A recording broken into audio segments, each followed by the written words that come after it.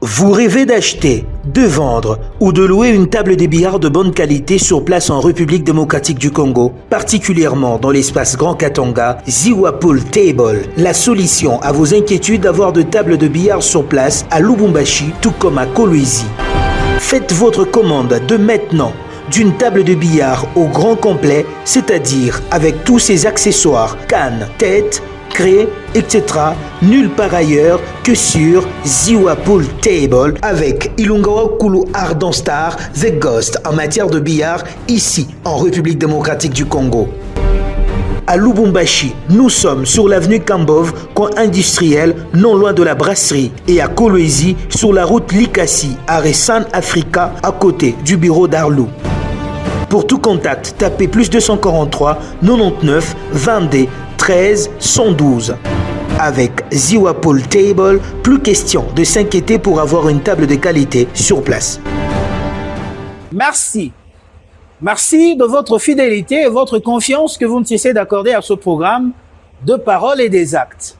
Allez, ces magazines qui, certainement, arrivent à recevoir différentes personnalités. Mais c'est quoi finalement ces mots, ces concepts? Sanctification. Allez, aujourd'hui, il y a bon nombre d'églises en RDC, il y a bon nombre de fidèles chrétiens en République démocratique du Congo qui se disent finalement enfants de Dieu. Allez, tout le monde prétend être saint, saint-tel. Tout le monde prétend aussi que quand on reçoit Christ dans sa vie, on est devenu quelqu'un qui vit dans la sanctification. Est-ce que c'est un élément ou un facteur favorisant pour tous les chrétiens?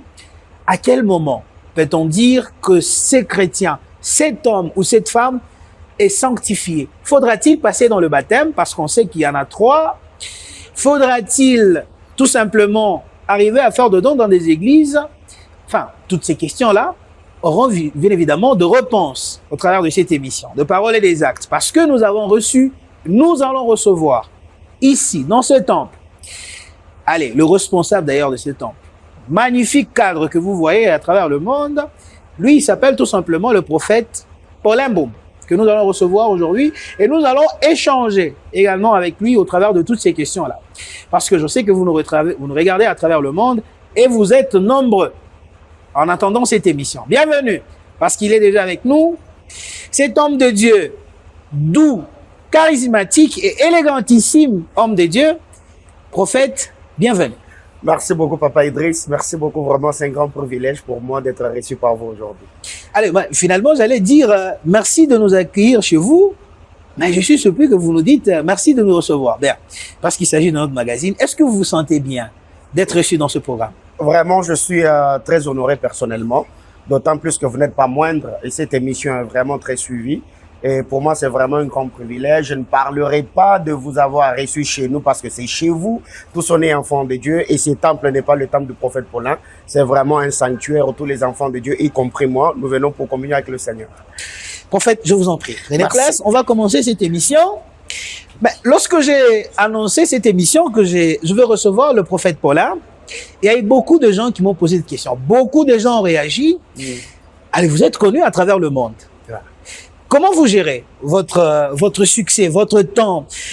Cet homme que beaucoup apprécient énormément, on dit, mais c'est un prophète qui n'est pas dans ce qu'on appelle le buzz. Il fait son travail tranquillement. Et beaucoup de jeunes vous apprécient également et d'autres veulent devenir comme vous. Comment vous gérez votre temps? Papa Idriss, merci beaucoup. Au fait, je dirais que je gère rien. Je gère rien. Je vis normalement. Je vis normalement comme tout autre enfant de Dieu parce que très généralement, c'est quand on perd un peu le pédale, on devient vraiment conscient de ce que nous sommes, de ce que nous avons comme grâce et de ce que nous faisons comme travail, que l'orgueil commence à monter et c'est à ces stades-là que l'homme va commencer à lutter entre la nature d'enfant de Dieu et la sémence du vieil homme qui voudra se manifester. Mais moi, au fait, par la petite grâce du Seigneur, je me dis, je suis un pécheur sauvé par grâce, je n'ai rien à gérer, je vis normalement comme tout autre enfant de Dieu et ça me facilite la tâche de rester dans ce que vous êtes en train de dire et on ne force rien. Puisque vous ne forcez rien, mais aussi vous avez votre méthode de gérer les choses. Ouais. vos fidèles, vos diacres, vos anciens, vos bergers, Ouais. que vous arrivez à un moment donné même de décerner certains diplômes. C'est quoi ce modèle de gérer votre église, bien que vous allez dire c'est l'église des dieux, c'est Dieu qui vous inspire à gérer, mais vous avez quand même une source d'inspiration. Ouais. Administrativement parlant, qu'est-ce qui vous motive à pouvoir gérer le responsable d'église de cette manière? Merci beaucoup, Papa Idriss. Quand vous lisez la parole du Seigneur avec moi dans Actes des Apôtres, chapitre 5, Oui. Il nous est présenté que l'Église peut être gérée en deux volets. Parce que quand le chef religieux était en train de parler, bien évidemment, ils ont dit, si cette entreprise est de l'homme, cette entreprise disparaîtra. Mais si c'est l'œuvre de Dieu, vous prenez le risque d'avoir combattu contre le Seigneur. C'est qu'une église peut être gérée en deux volets. Un, comme une entreprise. Administrativement et tout ce qui va avec, il y a des choses qui doivent être faites, mais aussi parce que c'est l'œuvre de Dieu, là on prend l'aspect spirituel des choses. Ce qui fait que personnellement, étant enfant de Dieu, intellectuel par la petite grâce du Seigneur, on essaie sur le plan administratif afin de bien structurer les choses pour que l'Église fonctionne comme il se doit. Mais par-dessus tout, nous savons que c'est l'œuvre de Dieu, tout ce que nous faisons, il y a de prières, des orientations, l'obéissance à la parole de Dieu, les enseignements, et ça nous permet au fait de placer cet équilibre-là. Mais est-ce que vous savez que lorsque vous commencez à organiser cela sur le plan administratif, bien évidemment, vous avez dit que l'Église peut être organisée dans deux volets, mais on vous traite maintenant, cette fois-là, de pouvoir commercialiser l'entreprise, l'Église. Parce que quand on met déjà une structure, on décerne les diplômes. J'ai des images. Ouais. Je crois que c'est l'année passée ou l'année antérieure, vous avez décerné même des diplômes déjà, ici. Ouais. Et Lubumbashi, à cette époque-là, c'était difficile de vous avoir. On m'avait contacté. Beaucoup de gens m'ont appelé. Vas-y chercher le prophète. Qu'est-ce qui se passe? Est-ce que vous êtes aussi dans ce que les gens pensent, une forme de convoitise de pouvoir gérer les gens, à pouvoir croire en vous et à pouvoir mettre de moyens aussi, parce qu'on sait qu'à la fin, on doit être décerné par le prophète. Personne ne veut fuir le prophète, parce qu'on sait qu'avec le prophète, on voyage, on a un peu de moyens, et le prophète, finalement, il s'est dit, je peux quand même essayer de mettre un peu du sérieux dans là où je gagne. Que dites-vous de ceux qui pensent? Je crois que c'est vraiment cohérent. Déjà, chaque église, chaque structure, administrativement parlant, ils ont leur manière de travailler. Oui. À titre d'exemple, ici chez nous, nous avons le conseil d'administration qui s'occupe des affaires communautaires. Parce qu'aujourd'hui, il y a 3 extensions qu'on a déjà ouvertes par la grâce du Seigneur. On est à Kasumbalesa, on est à Kolosi, on est à La Roachie et l'église mère où je suis en train de diriger. Mais après cela, ici à l'église, j'ai des administrateurs. Oui. Ceux qui s'occupent des affaires de l'église locale. Alors déjà, les diplômes que j'avais décernés ou le document que j'avais remis, au fait, ça reprenait à marge la vision de l'église. Ça reprenait à marge la vision de l'église, les objectifs que nous poursuivons, le mandat, la mission et un bon nombre de choses que nous sommes en train de faire en interne, afin que chacun, au-delà que je vienne, que j'enseigne, mais que chaque serviteur, chaque berger ait ces documents en sa possession. Très bien. Afin qu'il puisse prier et s'inculquer de la vision. C'est pourquoi même le Seigneur, parlant à Habakkuk, il a dit, prends la prophétie, mets-le par écrit, afin qu'on la lise couramment. Parce que nous savons bien évidemment qu'il a été dit, les paroles s'en vont, mais les écrits restent. Alors, il y a plusieurs personnes, bien évidemment, qui nous avaient également contacté, mais ça veut dire quoi ça? Je dis non, mais il n'y a rien. Ah, ils vous ont aussi appelé? Oui, plusieurs personnes m'ont appelé, plusieurs personnes m'ont laissé des messages sur les réseaux. Il y a ceux qui ont critiqué, il y a ceux qui ont compris, mais on s'est efforcé comme enfant de Dieu afin de répondre aux préoccupations. Parce que nous travaillons dans une société, il y a des gens par moments qui nous apprécient et qui voient et suivent de près ce que nous sommes en train de faire. Et étant serviteurs de Dieu, étant leurs frères, je devais leur donner des explications. Très bien. Pourquoi nous avons fait cela et qu'est-ce que nous poursuivons. Bref, le prophète Paulin n'est pas ici en train de commercialiser quoi que ce soit. Le prophète Paulin n'est pas en train de vouloir s'accaparer des vies des gens. Il y a dans cette église, il y a des gens qui viennent, il y a des gens qui partent, il y a des gens qui voyagent. On va en parler. Donc, on est dans ça. On va en parler. Ce qui est vrai, c'est qu'on a dit que le prophète voyage trop. Mais nous avons une thématique intéressante. OK. Parce que, en essayant de préparer cette émission, je me suis rendu compte qu'il y a un élément important que vous focalisez beaucoup plus dans votre ministère, c'est la sanctification. Allez, quand le prophète est là, quand il essaye d'exhorter les enfants de Dieu, il les recommande cette purification spirituelle, le nettoyage, comme on peut bien le dire. Ouais. Alors, je vous pose ma question. Qu'est-ce que vous voyez, vous personnellement, en tant que prophète, Paulin, vous compreniez par la sanctification, d'une manière générale, que vous puissiez traduire cela, ou également, non seulement la traduction, mais aussi la compréhension de ce terme.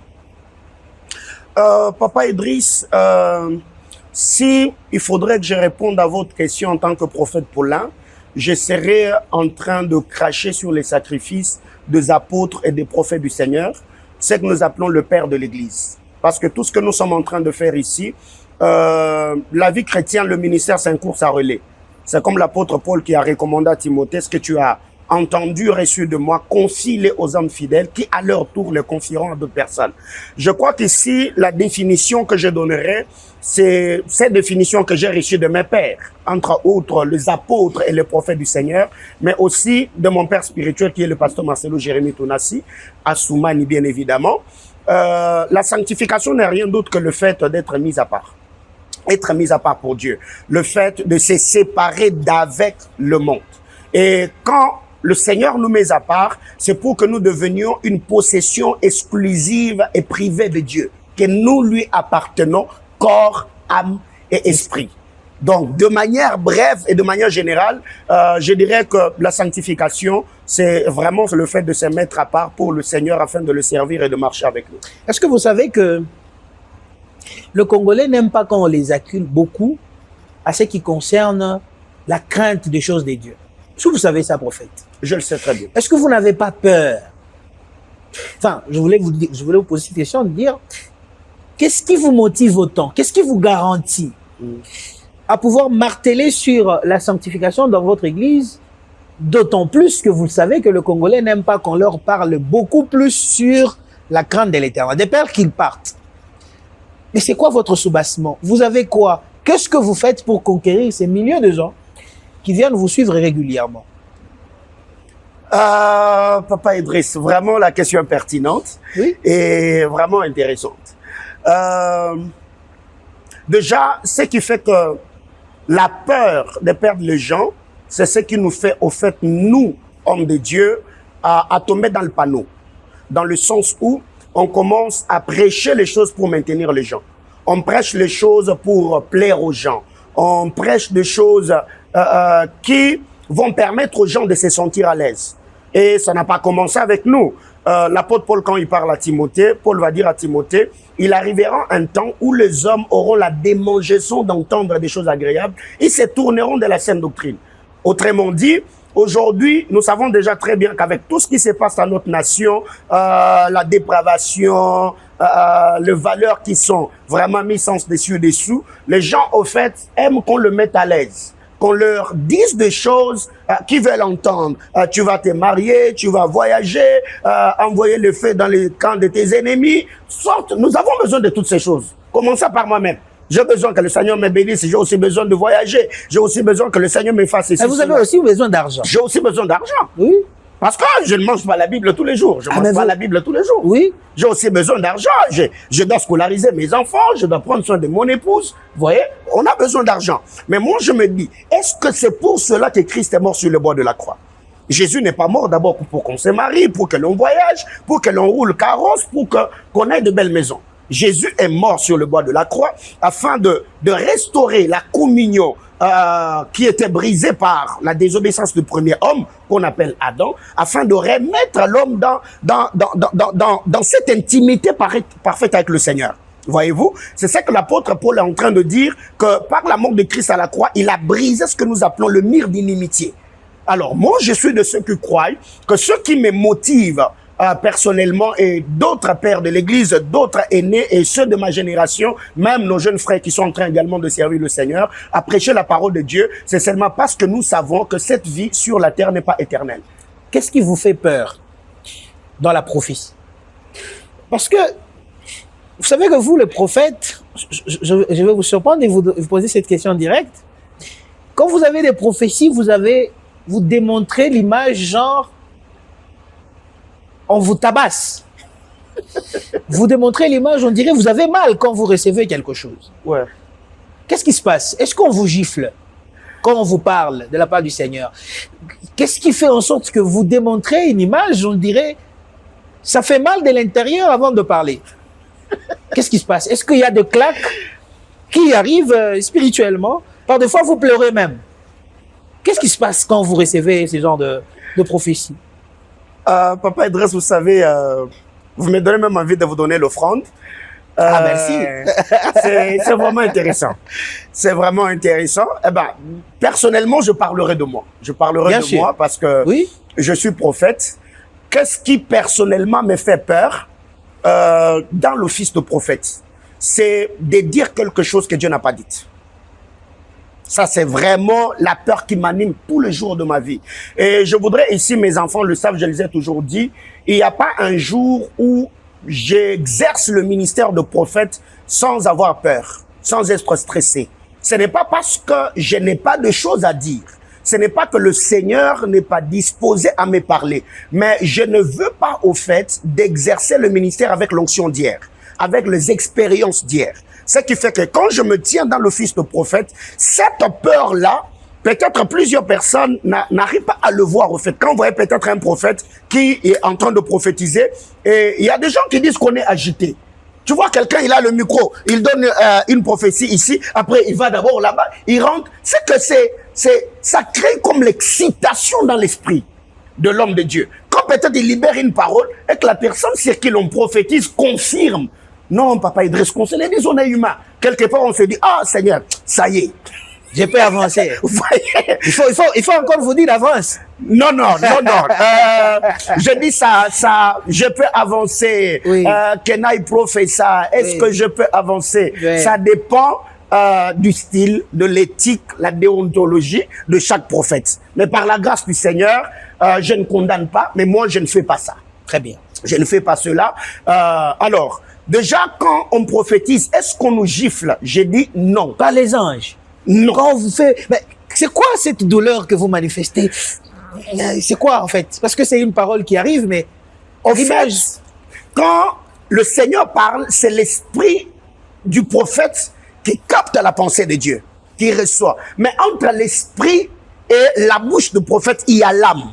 Or, nous savons que l'âme, c'est le siège des sentiments, des émotions. C'est à ce niveau-là, au fait, que le Seigneur, que la parole du Seigneur, sortant de la bouche du prophète, le prophète va libérer la parole de par son tempérament, de par les émotions, de par le sentiment qui l'anime. Moi, plusieurs fois, il m'est arrivé de prophétiser sur quelqu'un et sur le champ, pendant que je parle, il y a le larme qui coule de mes yeux. Ce n'est pas que Dieu est en train de pleurer. C'est l'âme du prophète, de par le sentiment, de l'inspiration, de la parole, de la révélation reçue. Le prophète s'exprime parce que c'est un humain.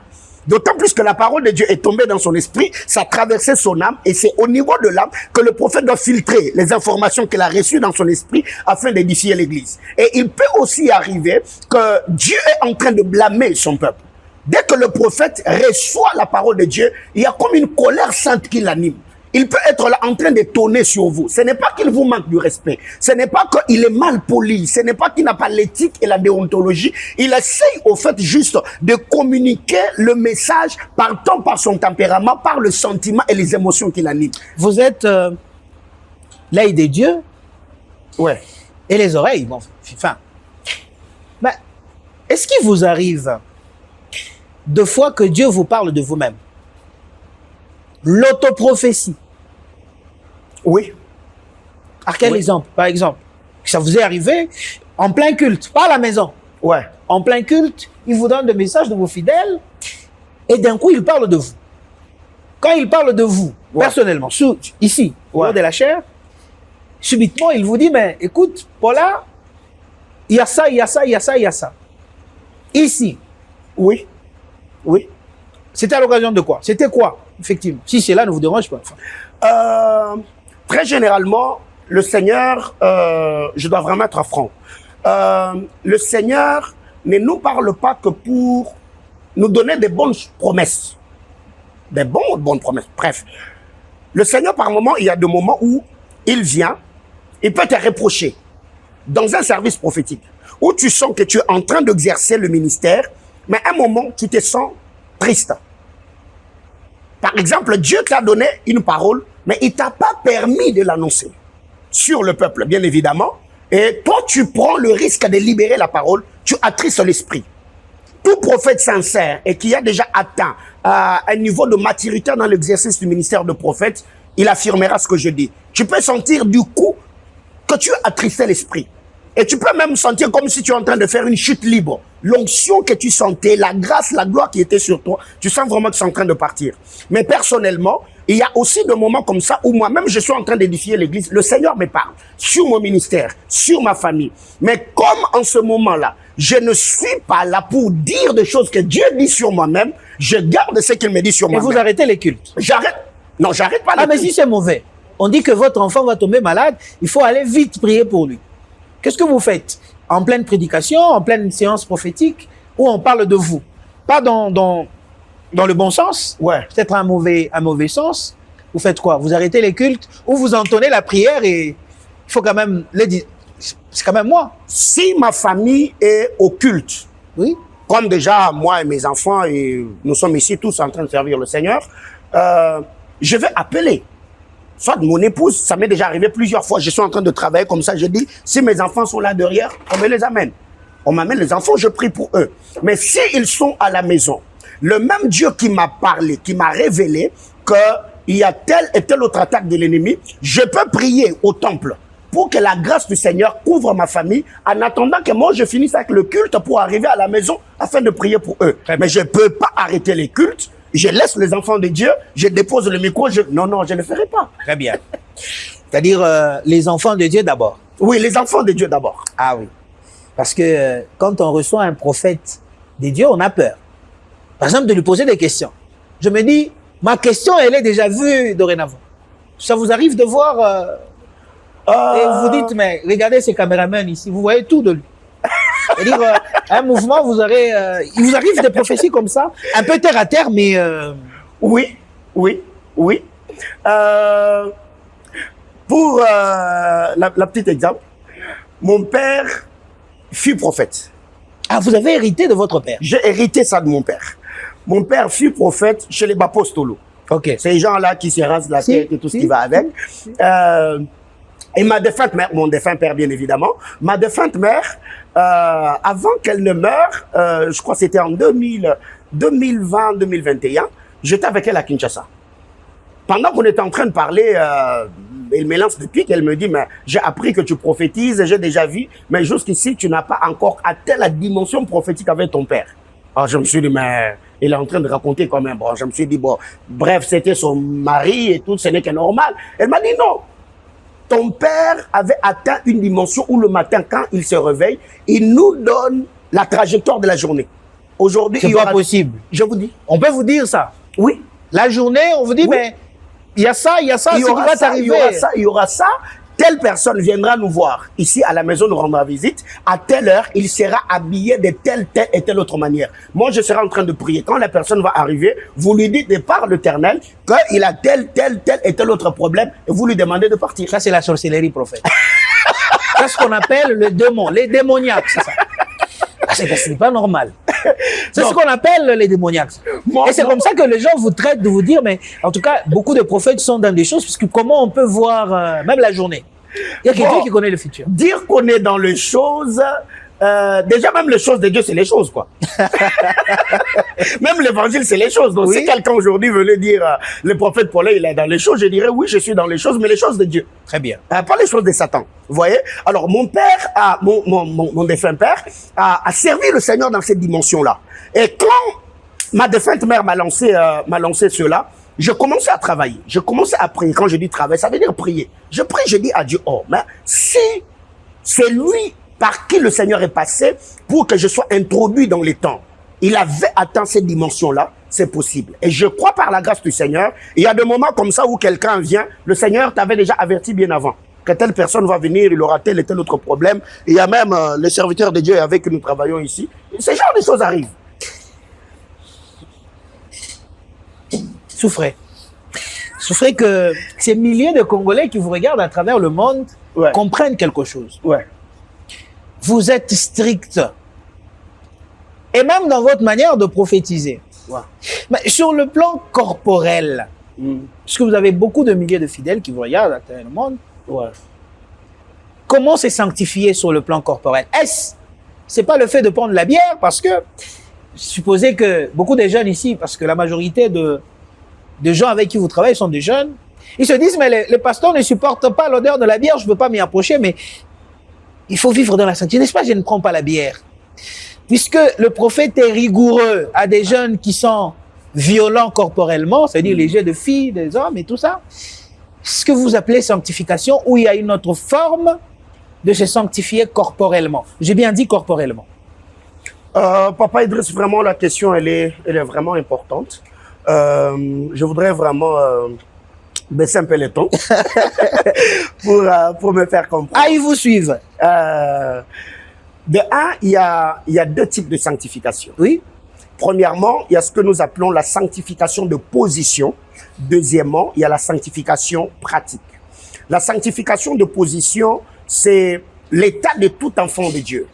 Quiconque a cru en Jésus-Christ comme son Seigneur et son Sauveur personnel, celui-là est déclaré saint. Ce n'est pas à cause de bonnes œuvres que la personne aura pratiquées, mais non, parce que déjà en croyant en Jésus-Christ, déjà cela nous octroie son identité de saint. Très bien. Mais cette sanctification de position sera vue cette fois-là de par notre manière de vivre au quotidien. Ce que nous appelons la sanctification pratique. Et la sanctification pratique cadre bien évidemment avec la sanctification corporelle. Parce qu'aujourd'hui, Papa Idriss, qu'on se le dise, il y a beaucoup de choses qui se passent dans le milieu congolais, dans le milieu des hommes de Dieu, dans le famille. Alors, parlons de la sanctification au fait. La Bible déclare, ce qui n'est pas le fruit de la conviction, c'est un péché. Moi, personnellement, depuis mon jeune âge, j'ai jamais goûté à l'alcool. J'ai jamais pris du chanvre. J'ai jamais été dans la boîte de nuit. Vous voyez? Mais ce n'est pas parce que je n'ai pas fait la vie, s'il faut que je le dise ainsi, dans mon jeune âge, bien évidemment, avant que je donne ma vie au Seigneur, que j'étais saint. Non. J'étais païen, j'étais pécheur. Mais quand j'ai donné ma vie au Seigneur, cette fois-là, j'ai été déclaré juste. Maintenant, cette sanctification de position doit être vue par ceux qui sont dans mon milieu environnemental, par ma manière de me comporter et d'obéir à la parole de Dieu. C'est là que beaucoup d'enfants de Dieu se heurtent un peu. Oh non, Dieu voit le cœur. Dieu voit le cœur. Oui. Dieu voit le cœur. Dieu voit les cœurs. Dieu voit le cœur parce qu'il est esprit. Oui. Parce qu'il est esprit. Mais moi, Papa Idriss, moi, je ne vois pas votre cœur. Moi, je verrai votre cœur par votre comportement, par votre corps. Voyez, Dieu est esprit, il voit le cœur. C'est pourquoi même quand David parle, il dit, tu oins d'huile ma tête et ma coupe déborde. Ça veut dire, ça commence au dedans, la sanctification de position. Il faut que ça se manifeste au dehors. Donc, la sanctification pratique. Donc, ils peuvent conclure, quand on voit le prophète Paulin élégant, propre tout le jour, c'est dit même de l'intérieur, il est propre. Oui, oui. Parce que craindre le Seigneur n'est pas synonyme de ne pas prendre soin de soi. Ou tu te réveilles le matin. C'est pas un péché, ça. Non, c'est pas un péché. Mais le prophète, c'est vraiment un grand sapeur. C'est comme ça qu'on a dit. Que notre papa, pour la sape, ça n'entame pas la spiritualité, ça.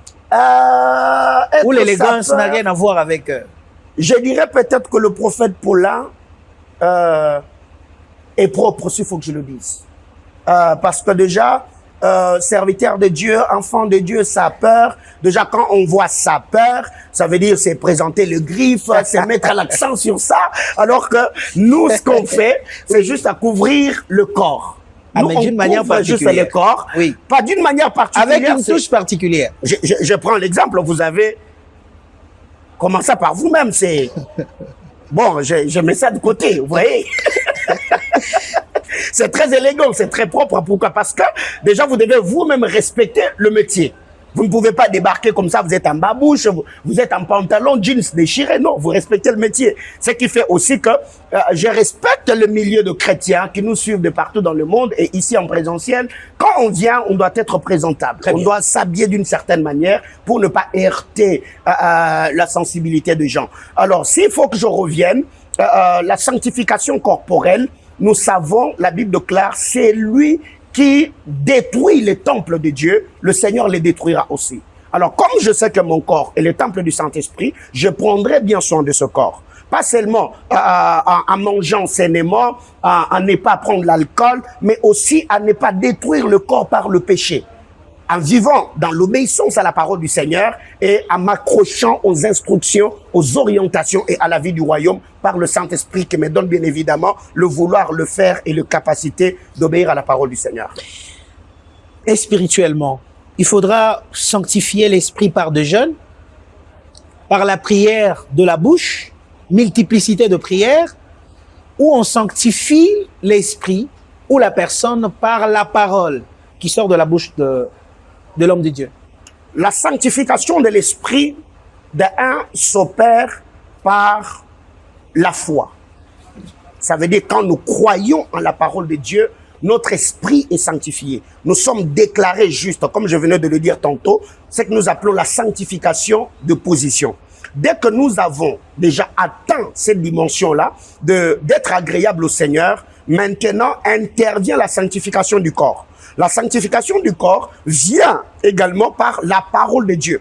Quand on est prêché, quand nous recevons les instructions du Seigneur, là, Dieu nous dira par sa parole, ça, ce n'est pas bien, ça, ce n'est pas bien, ça, ce n'est pas bien. Quand j'obéis à la parole de Dieu, d'aussi longtemps que j'ai déjà atteint la sanctification de position par ma foi en Christ, mon esprit est sanctifié par la parole de foi que j'ai reçue, mais c'est seulement, après bien après cela, quand la parole de Dieu m'est prêchée, la parole qui est prêchée par l'homme de Dieu, et cette parole devient une boussole qui va réglementer mon conduite, qui va me permettre à marcher, bien évidemment, en obéissant à la parole, aux instructions du Seigneur. Et vous verrez que cette fois-là, la vie de l'homme sur terre se conformera à la parole de Dieu, aux exigences du Seigneur, ce que nous appelons la sanctification pratique. Mais par la sanctification du corps et la sanctification de l'esprit, tout se passe par l'esprit au moyen de la parole.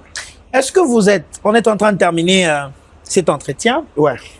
Est-ce que vous êtes heureux, vous êtes tranquille d'avoir un entourage tel que d'un certain Junior Mwamba, d'un certain Joseph Mwinkeu Chiand, d'un certain Alfred, d'un certain Feli, d'un certain Pascal Mbala? Ah, j'ai eu quand même à parcourir votre entourage. Est-ce que vous ne regrettez pas d'avoir ces collectifs, en guillemets, d'amis, proches, où vous vous dites, ben, parce que ce sont mes amis, ce sont les gens que j'aime, je travaille avec eux parce que j'aurai moins de problèmes. Ou vous trouvez qu'ils sont bons pour vous et pour votre ministère? Papa Idriss, je voudrais ici le dire, le plus beau cadeau que j'ai reçu du Seigneur, c'est mon salut. Du fait que mes péchés sont pardonnés. De deux, c'est ma famille. Ma femme, mes enfants, ma belle famille, ma famille biologique. De trois, c'est mes enfants que Dieu m'a donnés. Tout ce que vous venez de citer là, si c'était à refaire, où le Seigneur m'a amené dans un autre monde pour le servir à nouveau, je demanderai au Seigneur que je parte avec eux. Aujourd'hui, il faut ma fierté. C'est ma couronne, c'est ma force. C'est les hommes qui savent quand je suis fort, quand je suis faible, quand je verse les larmes chaudes. J'ai traversé des moments très compliqués. Je voudrais vraiment, par cette vidéo, dire merci à toutes ces personnes qui ont cru en nous. Dans cette ville, moi, j'ai souffert du cœur. dans le ministère, ces hommes que vous venez de citer, ils ont toujours été là. Depuis que je suis arrivé à Lubumbashi, ils croient en nous, ils nous aiment, ils nous chérissent, ils nous protègent, ils nous sécurisent, ils prennent soin de nous d'une manière ou d'une autre. Cela ne veut pas dire qu'ils sont parfaits. Je ne le suis pas non plus. Ça peut arriver, on se heurte. Peut-être dans leur manière de faire, je n'apprécie pas, je peux blâmer, je peux suspendre. Vraiment, ils vous diront que je suis trop dur. Bon, pas trop dur, je suis rigoureux. Je suis rigoureux. Mais s'il faut vraiment que je réponde à votre question, je les aime sincèrement, d'autant plus qu'ils m'aiment sincèrement. Et ils savent que je suis prêt à laisser ma peau pour eux. Vraiment, j'aime mes enfants et ils sont presque les plus beaux cadeaux que j'ai sur terre. On va terminer, prophète, cette émission, mais avant la dernière, parce qu'on va terminer debout. Ouais. Mais avant la dernière, s'il faudrait que vous puissiez dédier votre ministère, votre don, votre talent, parce que le don s'ajoute aussi par un talent de pouvoir rendre ce que Dieu vous donne, vous dédierez ça à qui? Au-delà de votre père. Oublions déjà votre père parce que vous l'avez déjà cité. Ouais. Un seul prophète du pays ou un homme de Dieu, non seulement prophète, un homme de Dieu, que vous personnellement, vous dédierez votre ministère, votre savoir-faire jusqu'ici. Si je parlais de 2 ou 3 personnes, ça ne va pas déranger. Le premier d'abord. Le premier, à part le Seigneur Jésus-Christ, qui est l'auteur de ma vie, je dédierai mon ministère à mon père spirituel, le pasteur Marcelo Jérémie Tounassi Assoumani. Vraiment, ce que je suis aujourd'hui, il y a des endroits où quand je pars prêcher, même les gens qui ne me connaissent pas, ils me disent, tu parles comme lui, tu bouges comme lui, même fardeau, il me coule dans le sang, il me coule dans le veine. Donc, j'ai dédié mon ministère, les exploits, la petite grâce qui repose sur nous, le caractère, la déontologie, l'éthique ministérielle à mon père spirituel. S'il faudrait que je parle de ma vie, j'ai dédié mon ministère à mon épouse. Ce n'est vraiment pas mon épouse, ouais. Ah, mais qu'est-ce qu'elle a fait, elle? Victime de la grâce des dieux. Vous allez la dédier, pourquoi? Parce qu'il est très proche de vous. Pour que je sois là où je suis, oui, il a fallu que j'épouse une femme comme elle. Comme j'ai dit, ma vie est un mystère au fait. Vivre avec un homme comme moi au quotidien, aujourd'hui nous avons 10 ans de vie commune, ce n'est pas facile. Ce n'est pas facile, donc elle a supporté avec moi le haut et le bas. Quand je ne suis pas là, je suis en dehors du pays, elle gère la maison, elle gère les enfants. Il y a des moments où je suis fatigué, je suis au lit en train de prier 4 heures, 3 heures du matin, je la vois à côté du lit en train de gémir dans la prière. Donc j'ai dédié vraiment mon ministère à mon épouse. 3, je dédierai mon ministère de prophète, la sensibilité prophétique et tout ce qui cadre avec le prophétique à un homme de Dieu qui nous a quittés l'année passée, vraiment paix à son âme, le prophète Élisée Kataï. C'est vraiment un homme de Dieu parti, le Seigneur est passé pour m'aider à développer mon prophétique, à développer la sensibilité, la vie de montagne, vraiment que le Seigneur lui donne vraiment le repos qu'il mérite et qu'il prenne soin vraiment des enfants qu'il a laissés derrière lui. Je crois que j'ai parlerai vraiment de ces 3 personnes, mais je dédierai également mon ministère à mes enfants spirituels. Tous ceux qui sont ça, c'est les bonus. C'est les bonus. En fait, on va se tenir debout. Oui, Papa Idriss. On va clôturer cette production. Ouais. En tout cas, les enfants, je vous appelle que cette émission, les gens vont couper. Ils vont se partager sur TikTok. On sait comment ça se passe chez nous. Parce qu'ils sont nombreux à travers le monde en train de suivre. Ouais. Mais j'ai envie de vous poser cette question, mais je ne sais pas si aussi j'ai un don prophétique ou je dois quand même dire, ou je dois résister comme vous. Non, sentez-vous libre. Sentez-vous libre. On va faire comme l'Esprit Saint. Ouais. C'est quel prophète que vous admirez beaucoup en RDC? Au-delà de vous. Moi, je vous admire personnellement. Mais au-delà de vous, vous personnellement, que vous admirez beaucoup en RDC. Si je cite un, seulement, ça va créer de problèmes. Même pas. Ils savent déjà que vous avez beaucoup de temps. Ils savent. Écoutez, très cher autre prophète, c'est ma question. Un seulement. Que vous admirez. Ils sont nombreux, mais que vous admirez de plus. Un. Vraiment, je peux citer 4 à 5 rapidement. Je ne vais vraiment pas commenter. Il y a le prophète Joël Francis Tatou. Vraiment avec qui j'ai de très bonnes relations. Il y a le prophète Jogas Mwenze, il y a le prophète Francine Ngawala, il y a le prophète héritier Grace Mousseba, avec qui j'ai vraiment de très bonnes relations aussi. Il y a le prophète Ken Mouyaya, Vraiment, ils sont nombreux. Il y a beaucoup d'hommes de Dieu. D'autres, on se côtoie pas de plus près, mais je les apprécie.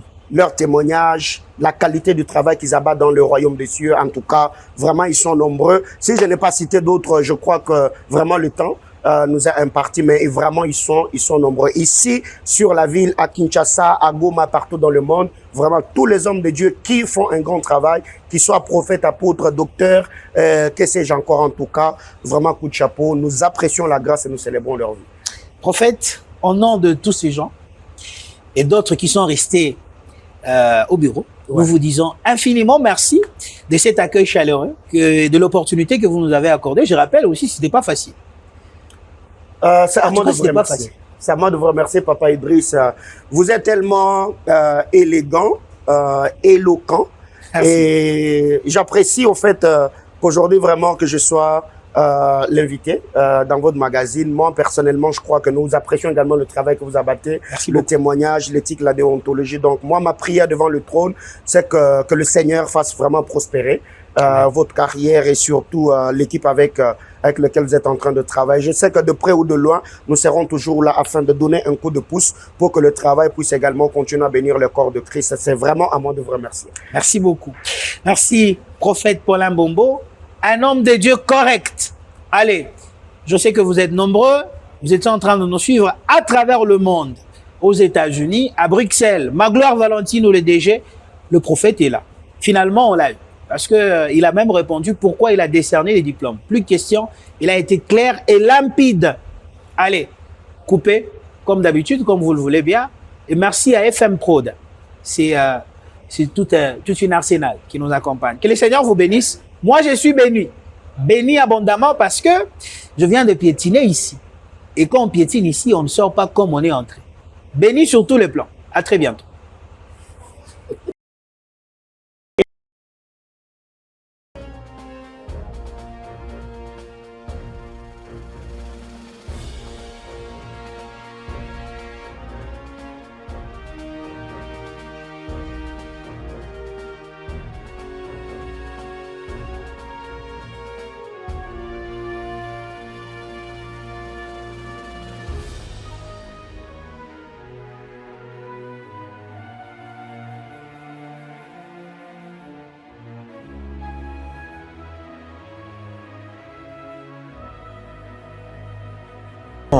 Ou de louer une table de billard de bonne qualité sur place en République démocratique du Congo, particulièrement dans l'espace Grand Katanga, Ziwa Pool Table, la solution à vos inquiétudes d'avoir de tables de billard sur place à Lubumbashi, tout comme à Kolwezi.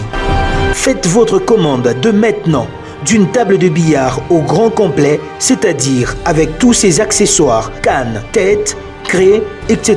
Nulle part ailleurs que sur Ziwa Pool Table avec Ilungawa Kulu Ardent Star, The Ghost en matière de billard ici en République démocratique du Congo.